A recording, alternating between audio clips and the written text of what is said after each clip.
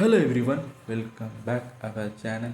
இன்றைக்கி நம்ம என்ன கான்செப்ட் பற்றி பார்க்க போகிறோம்னா மை வித் எஸ் கேஸ் என்னதான்ப்பா ஆச்சு, கேஸ் நடக்குமா நடக்காதா, இல்லை எப்போ தான் இந்த கேஸ் முடிவுக்கு வரும் அப்படின்ற ஃபுல் டீட்டெயில் தான் இந்த வீடியோவில் பார்க்க போகிறோம். வாங்க வீடியோக்குள்ளே போய் அது டீட்டெயில் தான் என்னென்னு பார்ப்போம்.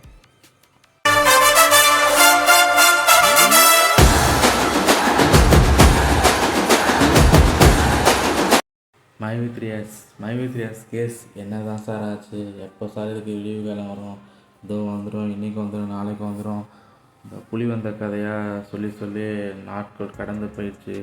கிட்டத்தட்ட 2 வருஷத்துக்கு மேலே ஆயிடுச்சு. கேஸ் நடக்குமா நடக்காதா, நமக்கு போட்ட பணத்தை நம்மளால் எடுக்க முடியுமா முடியாதுன்னு சொல்லி நிறைய பேர் ஃபோன் மேலே ஃபோன் பண்ணி ஏதாவது அப்டேட் கொடுங்க சார், என்ன சார் ஸ்டேட்டஸ் அப்படின்னு சொல்லி கேட்டுட்டு இருந்தீங்க. ஸோ எந்த அப்டேட்டும் நமக்கு கிடைக்கல சார், அதை நம்ம எந்த அப்டேட்டும் கொடுக்கல. ஸோ இப்போது ஒரு சில அப்டேட் வந்திருக்கு. ஸோ அதை பற்றி தான் சரி கேட்டவங்களுக்கு ஒரு சில பேர் கேட்டாங்க, அவங்களுக்காச்சும் நம்ம தெரியப்படுத்தலாமே சொல்லிட்டு வீடியோ மேக் பண்ணி நம்ம அப்டேட் பண்ணுறோம்.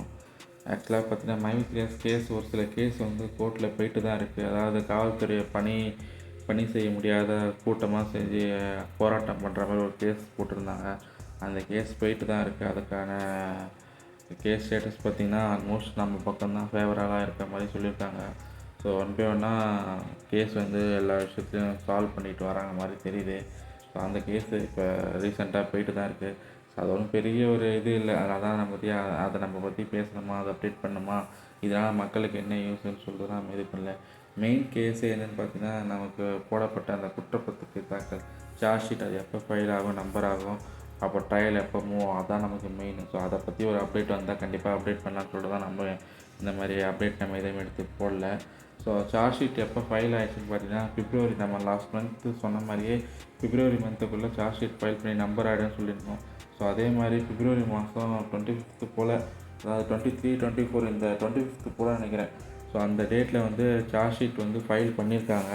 ஸோ அகெயின் பார்த்தீங்கன்னா ஒரு சின்ன கரெக்ஷன் இருக்கனால அந்த சிட்டு ஃபண்டு, அப்புறம் பண மோசடி அப்படின்ற மாதிரி ஒரு சில டாப்பிக்லாம் அதில் இன்க்ளூட் பண்ணியிருக்காங்களாம். ஸோ இதெல்லாம் இதில் இன்க்ளூடிங் ஆகாது, இது நீங்கள் கரெக்ஷன் பண்ணி தான் திருப்பி நீங்கள் ரீஷெடியூல் பண்ணி அனுப்பணும் அப்படின்னு சொல்லிட்டு அந்த 25th சார்ஜ் ஷீட்டு ஃபைல் பண்ணதை வந்து விஓடபிள்யூ வந்து கரெக்ஷன்ற பேரில் வந்து திருப்பி கரெக்ஷனுக்கு கொடுத்துருக்காங்க. ஸோ அந்த கரெக்ஷனுக்கு வந்து இப்போ பார்த்தீங்கன்னா ஃபஸ்ட்டு வந்து கரெக்ஷன் கொடுக்கும்போது எந்த ஒரு டார்கெட் டேட்டும் கொடுக்கல. இந்த டைமை பார்த்தீங்கன்னா கரெக்ஷன் கண்டிப்பாக நீங்கள் இந்த பிப்ரவரி 30, அதாவது பிப்ரவரி 30க்குள்ளே நீங்கள் கரெக்ஷன் பண்ணி திருப்பி ஃபைல் பண்ணிடணும் அப்படின்ற மாதிரி ஒரு டார்கெட் டேட்டும் கொடுத்துருக்காங்க. ஸோ அப்படின்ற போது பார்த்தீங்கன்னா கண்டிப்பாக மேபி இந்த மார்ச் 30க்குள்ளே அந்த சார்ஜ் ஷீட் வந்து ஃபைல் ஆகிடும், நம்பர் ஆகிடுன்ற ஒரு நம்பிக்கை நமக்கு எல்லாருக்குமே கிடச்சிருக்கு. இது வந்து உறுதியான நியூஸான்னு கேட்டால் கண்டிப்பாக இது உறுதியான நியூஸ் தான்.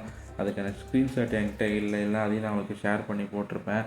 இது பார்த்தீங்கன்னா நான் பிப்ரவரி 25 ஃபைல் பண்ணியிருக்காங்க. அது ரீகரெக்ஷன் பண்ணுறதுனால ஒரு சில சில தவறுதல் இருந்தனால அது 30ஆம் தேதிக்கு மார்ச் 30க்குள்ளே நீங்கள் சார்ஜ் ஷீட் ஃபைல் பண்ணி சொல்லியிருக்காங்க. ஸோ இப்போ மை வித் நியூஸில் என்ன அப்டேட்டு அது இதுன்னு கேட்டுருக்கவங்க தான் இதுதான் அப்டேட்டு. 30ஆம் தேதிக்குள்ளே சார்ஜ் ஷீட் ஃபைல் ஆகி நம்பர் ஆகிடும். ஸோ அதுக்கு இடப்பட்ட காலத்தில் ஆடுறதுக்கான பாசிபிலிட்டிஸ் நிறையா இருக்குது. இன்னும் நமக்கு பெரிய சிக்கல் பார்த்திங்கன்னா எலெக்ஷன் வேறு இப்போ வந்துடுச்சு. ஸோ எலெக்ஷன் வேலையில் தான் எல்லோரும் மும்முரமாக இருப்பாங்க. இது நடக்குமா இல்லை இன்னும் ஒத்தி போகுமான்றது வந்து நமக்கு தெரியல. அதோட டீட்டெயில்ஸ் எதாவது வந்தால் கண்டிப்பாக நான் அப்டேட் பண்ணுறேன். ஆனால் எது எப்படியோ ஒரு முடிவு வரும்ன்ற எதிர்பார்ப்போட தான் நம்ம எல்லோரும் காத்து கொண்டு இருக்கோம். அந்த முடிவு சீக்கிரம் வந்தால் உண்மையிலேயே ரொம்ப நல்லாயிருக்கும். ஏன்னா இதில் பணத்தை போட்டு நிறைய பேர் வாழ்வாதாரத்தை இழந்து இதனால் ஒரு வாழ்வாதாரம் கெட்டலாம், வாழ்வாதாரத்தை முன்னேறலாம், வாழ்வாதாரத்தை கெட்டமைக்கலாம் சொல்லி எவ்வளோ பேர் இதை பணத்தை போட்டு அது அப்படி இப்படி எதாவது பண்ணிடலான்னு சொல்லிட்டு யோசித்து பண்ணோம். பட் ஆனால் இதில் ஏன்டா போட்டோன்ற மாதிரி இப்போ ஆயிடுச்சு. ஏன்னா வாழ்வாதாரமே ஒரு கேள்விக்குறியாயிடுச்சு. போட்ட பணத்தோட டபுள் மடங்காக ட்ரிபிள் மடங்காக லோனும் வட்டியும் கட்டிகிட்ருக்கோம். ஸோ என்ன பண்ணுறது ஒன்றுமே புரியல, கஷ்டம்தான். அவங்க சைட்லேருந்து கேட்டால் இது மாதிரி விஜயராகவன் ஒரு ஆடியோ ஒன்று போட்டிருந்தார். அந்த ஆடியோவை சில பேர் வந்து வியாபாரம் பண்ணுறாங்க. அதை வந்து ஆடியோ வந்து மெம்பர்ஷிப் எடுத்தால் தான் அந்த ஆடியோ ரிலீஸ் பார்க்க முடியும், ஆடியோவில் உள்ளதை கேட்க முடியும்னு சொல்லிட்டு ஜஸ்ட் ஒரு 10 minutes 10 செகண்ட் நம்ம பேசியிருக்காரு. அதெல்லாம் நீங்கள் காசு கொடுத்து யாரும் பார்க்க வேண்டிய அவ்வளோ இம்பார்ட்டன்ட் மேட்ரு அது எதுவுமே கிடையாது. அதெல்லாம் யாரும் மெம்பர்ஷிப் எடுத்துலாம் பார்க்காதீங்க, அது வேஸ்ட் ஆஃப் டைம். அவங்க கஷ்டப்பட்டு பணத்துக்காக ரொம்ப லோன்னு அலையிறான். இந்த டைமில் இது ஒரு வியாபாரமாக எடுத்து பண்ணிகிட்ருக்காங்க. நீங்கள் மக்களுக்கு சோஷியல் சர்வீஸ் பண்ணுறீங்களா இல்லை மக்களுக்கு ஹெல்ப் பண்ணீங்களான்னு தெரில. ஆனால் இது மாதிரி வியாபாரம் பண்ணிவிட்டு இதை பார்த்தா காசு கொடுத்தா தான் பார்க்க முடியும் மாதிரி போட்டு வச்சுக்கிறீங்க. அந்த ஆடியோ வாங்கிட்டே இருக்கு. நான் முடிஞ்சால் அந்த வீடியோ நெக்ஸ்ட் இந்த வீடியோவில் ஃபைனல் லாஸ்ட்டில் ஆட் பண்ணி விட்றேன். அப்படி இல்லை நான் புதுசாக ஒரு வீடியோ க்ரியேட் பண்ணி அனுப்பி விட்றேன். அந்த இடையில ஒன்றுமே இல்லை. அவர் என்ன சொல்லியிருக்காருன்னா, இதை மாதிரி கோர்ட்டில் வந்து கேசஸ் போயிட்டுருக்கு. ஸோ அதனால் யாரும் எங்களை நீங்கள் பின்தொடர்ந்து வரதா எம்டிஓ அந்த விஜயராகவன் குருஜியை நேரில் மீட் பண்ணி குழுவாக போகிற மாதிரி நியூஸ் கேள்விப்பட்டோம். ஸோ அதனால் நீங்கள் யாரும் எங்களை பார்க்காதீங்க. இது மாதிரி கோர்ட்டில் கேஸ் போயிட்டுருக்கு. இப்போ எங்களால் எதுவும் பேச முடியாது. பேசினா திருப்பி தேவையில்லாத ஒரு கேஸை ஃபைல் பண்ணி எங்களை தேவையில்லாத திருப்பி ட்ரபிள் ஆகும். அதனால் நீங்கள் எங்களை யாரும் பார்க்காதீங்க. நாங்களே உங்களுக்கு சீக்கிரத்தில் நல்ல ரிசல்ட் சொல்லுவோம். அதை மாதிரி தான் அந்த ஆடியோவில் சொல்லியிருக்காரு. பொதுவாக எங்களை பார்க்காதீங்க. கோர்ட்டில் கேஸ் போயிட்டுருக்கு. சட்ட விதிக்கு உட்பட்டு தான் எங்களால் நடக்க முடியும். அதை எதிர்த்து எங்களால் எதுவும் பேச முடியாது. அதனால் நீங்கள் எதுவாக இருந்தாலும் கோர்ட்டில் தீர்ப்பு வந்ததுக்கப்புறம் நாங்கள் என்ன எதுவோ நாங்கள் அப்டேட் பண்ணுறோன்ற மாதிரி சொல்லியிருக்காரு.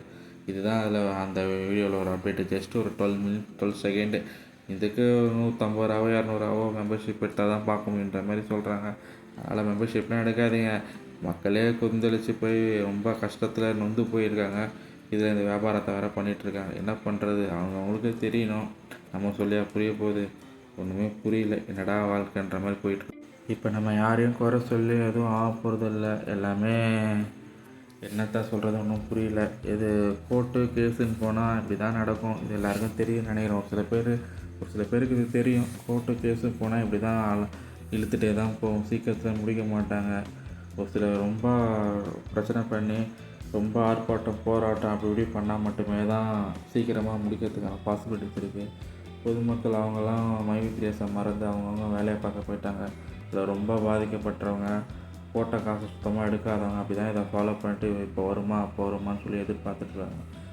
நல்லா என்ன சொல்கிறது, இது கீழே டவுன்லைனாக சேர்த்து விட்ட டீம் லீடரு அந்த அப்ளைனர்லாம் அவங்கவுங்க வேலையை பார்க்க போயிட்டாங்க. அடுத்த பிஸ்னஸ் கான்செப்டுக்குள்ளே போயிருப்பாங்கன்ட்டு நினைக்கிறேன். அதனால் இதை நம்ம ப்ரெஷர் பண்ணால் தான் சீக்கிரம் கேஸ் முடியும். மற்றபடி கேஸ் அவ்வளோ சீக்கிரத்தில் முடியறதுக்கு வாய்ப்பு கிடையாது. இன்னும் இப்போ தான் இந்த சார்ஜ் ஷீட் ஃபைல் பண்ணி மெம்பர் ஆகுன்ற மாதிரி சொல்லியிருக்காங்க மார்ச்சுக்குள்ளே. பார்ப்போம் அது என்ன எப்படி ஆகுதுன்னா ஆயிடுன்ற மாதிரி தான் எல்லாம் சொல்லியிருக்காங்க. ஏன்னா டார்கெட் டேட் கொடுத்துருக்காங்க. ஸோ ஒன்ஸ் ஆயிடுச்சுன்னா கண்டிப்பாக நான் உங்களுக்கு அப்டேட் பண்ணுறேன். அதோட ஸ்க்ரீன்ஷாட் எடுத்து எனக்கு குரூப் கூட அட்டாச் பண்ணி நான் வீடியோ அப்டேட் பண்ணுறேன். ஆனால் கோர்ட்டு கேஸுன்னு போனால் இப்படி தான் நடக்கும். நம்ம பொறுமையாக தான் இருக்க முடியும். நம்ம இதுக்கப்புறம் எதுவும் போயிட்டு எதுவுமே பண்ண முடியாது. ஏன்னா எலெக்ஷனும் வந்துட்டுருக்கனால நம்ம எதுவுமே பண்ண முடியாது. நம்ம அப்டேட்டு வரும். அவங்க ஸ்டெப் பை ஸ்டெப்பாக எல்லாமே மூவ் பண்ணிட்டு தான் இருக்காங்க. ஸோ சீக்கிரமாக ஒரு நல்ல ரிசல்ட்டு எல்லாருக்கும் வந்துச்சுன்னா ரொம்ப உண்மையிலே மகிழ்ச்சியாக இருக்கும். ஆனால் என்ன ஒன்று, போட்ட காசை இப்போ கொடுத்தா கூட நமக்கு அந்த கடன் கெட்டினால பார்த்தீங்களா 1,20,220 ரூபா போட்ட கடனோட இப்போ டபுளாக கட்டி அதை அடைச்சிருப்போம். இப்போ வந்தால் அந்த லோன் கட்டின இன்ட்ரெஸ்ட் காசு நமக்கு பெனிஃபிட் வந்த மாதிரி இருக்கும்.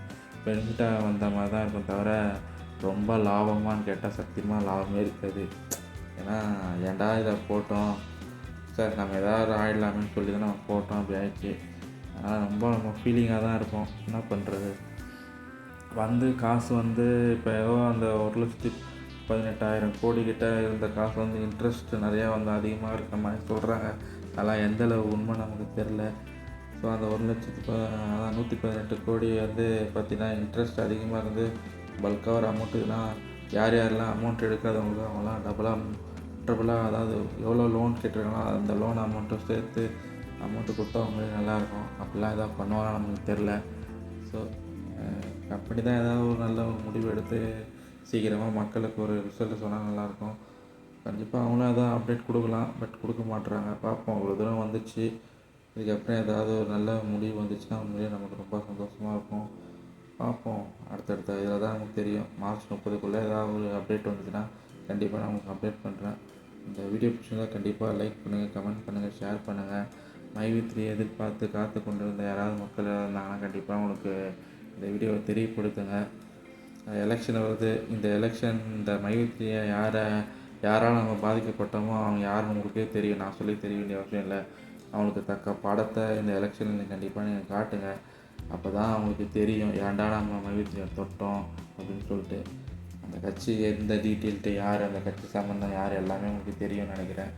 ஸோ அதை தெரிஞ்சு அந்த எலெக்ஷனில் நீங்கள் கண்டிப்பாக அவங்களுக்கு ஒரு எதிர்வினை ஆட்டுவீங்கன்ட்டு சொல்லி நான் நம்பி இந்த வீடியோ இதோட முடித்துக் கொள்கிறேன். நன்றி, வணக்கம்.